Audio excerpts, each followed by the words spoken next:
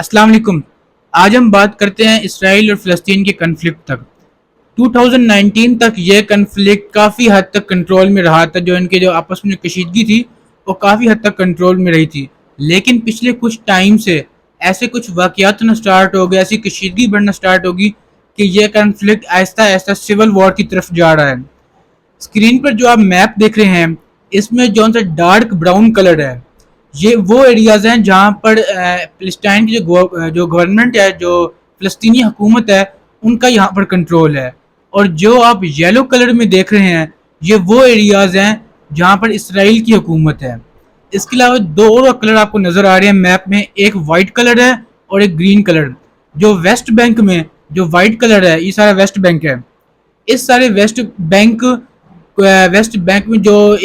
لڑائی چل رہی ہے، ایک وار چل رہی ہے، وہ فلسطینیوں اور اسرائیلیوں کے درمیان وہ کنٹینیو ہے۔ جبکہ جو گرین ایریا کو نظر آ رہا ہے، یہ کافی حد تک ایک پیسفل ایریا ہے۔ بالکل اس سائڈ پر، لیفٹ سائڈ پر آپ کو ایک چھوٹی سی براؤن کلر کی ایک پٹی نظر آ رہی ہوگی، جس کو غازہ کہتے ہیں۔ یہ ایک غازہ اسٹرپ ہے جو کہ ویسے تو فلسطینیوں کی ہے، لیکن جو اس پر جو کنٹرول ہے وہ ایک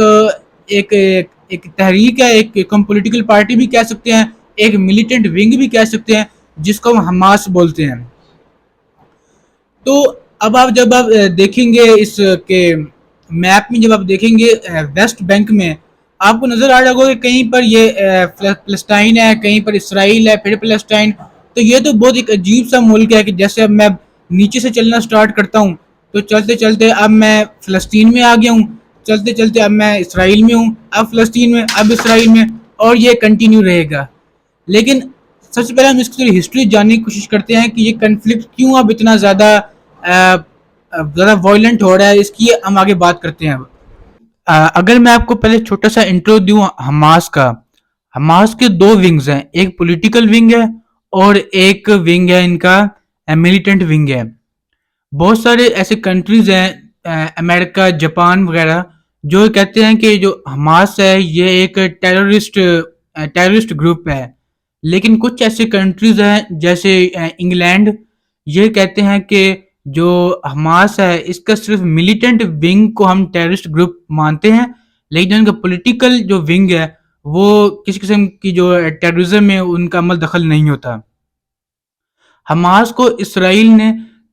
دو طرف سے لاک کیے ہوئے آپ میپ میں دیکھ رہے ہیں، اور اس کی ایک طرف سمندر ہے اور تیسری طرف اس کے ایجپٹ ہے،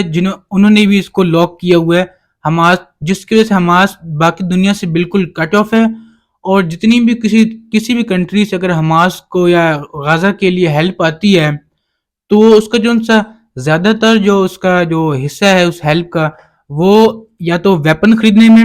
یا راکٹ بنانے میں، مطلب کوئی بھی ایسا کام جو اسرائیل کے خلاف کر سکیں، وہ ساری جو ہیلپ ہے حماس والے اس پر لگا دیتے ہیں۔ پچھلے اب کافی جگہ پہ سوشل میڈیا اور اس طرح کی سائٹس پہ آپ نے دیکھا ہوگا کہ حماس کافی راکٹس فائر کرتا ہے اسرائیل پر، لیکن اس کے مقابلے میں اسرائیل کے پاس ایک ایسا ڈوم راک ہے، ان پر ایسا ڈیفنس ہے کہ حماس جتنی بھی ان پہ راکٹس فائر کر لے، اسرائیل کو زیادہ نقصان نہیں ہوتا۔ اس کے بدلے میں جب حماس اسرائیل پر راکٹس فائر کرتا ہے تو اس بدلے میں اسرائیل بھی حماس پر ایک بہت زیادہ جان لیوا قسم کی ایئر سٹرائکس کرتا ہے۔ بات کریں یروشلم کی، جو یروشلم ہے یہ ایک ایسا سٹی ہے جو دنیا کے تین بڑے مذہب اسلام، کرسچینٹی اور جیوزم کے لیے ایک بہت ہی ہولی پلیس ہے۔ جو یروشلم کی جو ویسٹ سائڈ ہے، اس پر تقریباً میجورٹی فلسطینی لوگ رہتے ہیں، جبکہ اس کی دوسری سائڈ پر جو ان سے جیوز ہیں وہ رہتے ہیں۔ اب ہوا کچھ یوں کہ پچھلے کچھ ٹائم میں اسرائیل نے آہستہ آہستہ یروشلم پر کنٹرول بنانا شروع کر دیا۔ اس طرح president of America Donald Trump نے بھی یروشلم کو اسرائیل کا دارالحکومت، ان کا کیپٹل ڈکلیئر کر لیا۔ اس پر جو فلسطینی تھے انہوں نے ریلیز نکالی، ان کے خلاف ریلیز نکالی۔ تو اس کے جواب میں کچھ ایک جس طرح دو سکرین پر دو پولیٹیشین دیکھ رہے ہیں، ایک اسرائیلی پولیٹیشینز ہیں، بہت انتہا پسند پولیٹیشینز ہیں، انہوں نے اپنے بیانات دیے، ایک اس جو کشیدگی اس کو بھڑکانے کے لیے کہ یہ سارا یروشلم ہمارا ہے. اس کے بدلے میں اسرائیلی پولیس آ گئی، جو ان جو ریلیز تھی فلسطینیوں پر، ان پر انہوں نے پتھر برسائے اور اس طرح ان پر تشدد کیا. 8 مارچ 2019 میں اسرائیلی پولیس اچانک مسجد الاقصیٰ میں داخل ہوئی اور وہاں جا کے انہوں نے وہاں کے جو لوگ جو نماز پڑھ رہے تھے وہاں پر، ان پر ربڑ بلٹس اور اسٹنٹ گرنیڈز وغیرہ ان پر فائر کیے. اسرائیل کا کہنا یہ تھا کہ جو فلسطینی لوگ ہیں انہوں نے مسجد اقصیٰ میں بہت زیادہ تعداد میں پتھر جمع کر رکھے تھے جو یہ ان لوگوں پر پھینکتے تھے جو اسرائیل کے حق میں یا یروشلم کو اسرائیل میں شامل کرنے کے حق میں ریلیز نکالتے تھے. وہ جو لوگ تھے جب وہ اسرائیل کو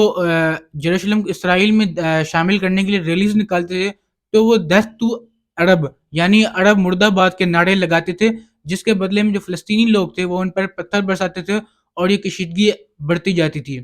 اس کے علاوہ بہت سارے دوسرے پولیٹیشینز بھی ہیں جو ان دونوں گروپس فلسطینی اور اسرائیلیوں میں آپس میں کشیدگی کو ایک جو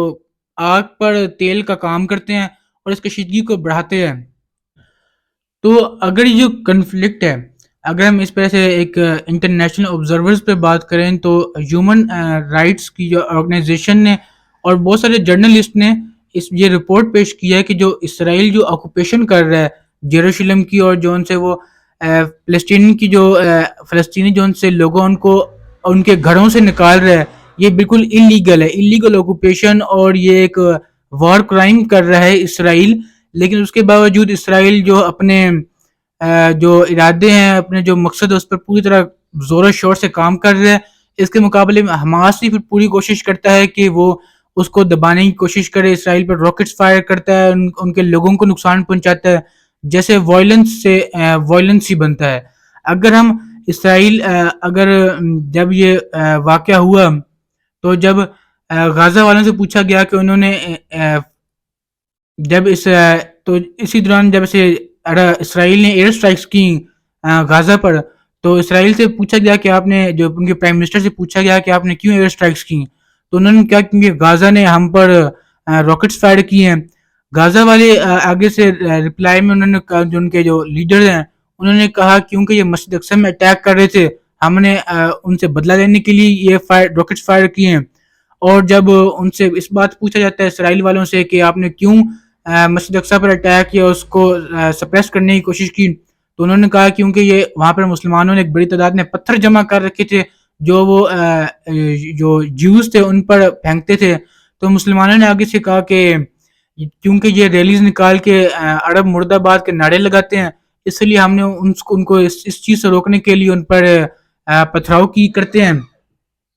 تو یہ بہت کنٹروورشل پیچھے جاتے 1967 کی وار، پھر گلف وار، اس طرح کرتے یہ بہت ہسٹری اور بہت پیچھے چلے جاتے ہیں اور یہ بہت ایک کنٹروورشل ٹاپک بنتا جا رہا ہے. تو اب یہ جو کنفلکٹ میں جو بہت زیادہ ایک لمٹ کراس کر گیا تھا 2019 میں، شیخ جرہ ایک نیبرہڈ ہے، وہاں سے سارا ریلیز والا اور یہ پتھراؤ والا کام سٹارٹ ہوا تھا شیخ جرہ سے. تب سے لے کر اب تک 2023 تک ہزاروں فلسطینی قتل ہو گئے ہیں، مارے گئے ہیں. بہت سارے ایسے فلسطینی ہیں جو بے گھر ہو گئے ہیں، انجرڈ ہو گئے ہیں. اس کے مقابلے میں بہت سارے ایسے جیوز بھی ہیں جو مارے گئے ہیں یا بے گھر ہو گئے ہیں. لیکن جیوز کی جو اس میں جو مارے جانے کی جو ان سی ریشو ہے ایز کمپیئر ٹو فلسطینی وہ بہت کم ہے. اس کی وجہ یہ ہے کہ جب غازہ والے راکٹس فائر کرتے ہیں تو اس کے مقابلے میں جو اسرائیل والے ان کے پاس ایک ڈوم راک ایک بہت ایک ایئر ڈیفنس کا سسٹم ہے جو آدھے سے زیادہ جو ان سے غازہ کے راکٹس ہیں ان کو وہ بیکار کر دیتا ہے، یعنی اس سے وہ زیادہ نقصان نہیں پہنچا پاتے اسرائیل والوں کو. لیکن اس کے باوجود یہ وائلنس سے وائلنس ہی بن رہا ہے اور ابھی تک دنیا ایک سیریس نہیں ہو رہی اس مسئلے کو حل کرنے کے لیے. اس چھوٹی سی ویڈیو میں ایک آپ کو بتانے کی ایک آپ کو انٹروڈکشن دی ہے جو کنفلکٹ